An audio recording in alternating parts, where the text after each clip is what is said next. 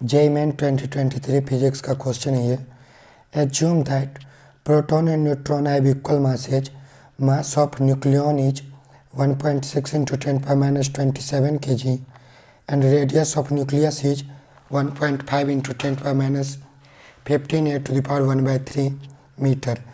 The approximate ratio of the nuclear density and the water density is n into 10 power 13. The value of n is।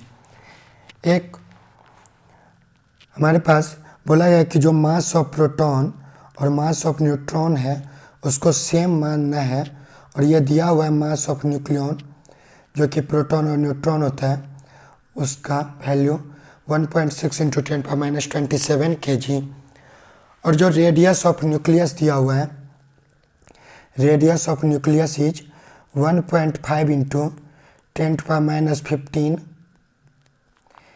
a to the power 1 by 3 metre.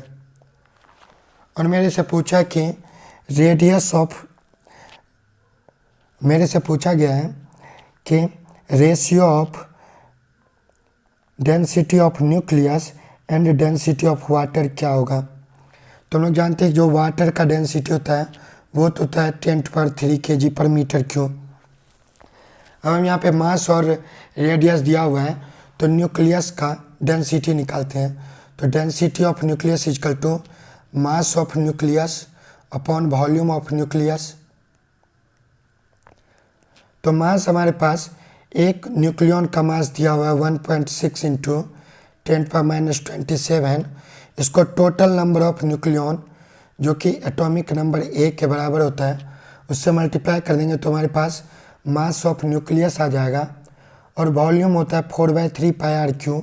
तो 4/3 into pi into radius हमारे पास दिया हुआ है 1.5 into 10 power minus 15 a to the power 1 by 3 का cube. जब हम इसको solve करेंगे तो ये वैल्यू हमारे पास आ जाएगा 11.31 इंटू 10 to the power 16। इसको हम यहाँ पे जब पुट करेंगे तो ये वैल्यू आएगा 11.3 into 10 to the power 16 upon 10 to the power 3। तो ये वैल्यू लगभग बराबर आ जाएगा 11 इंटू 10 to the power 13 के।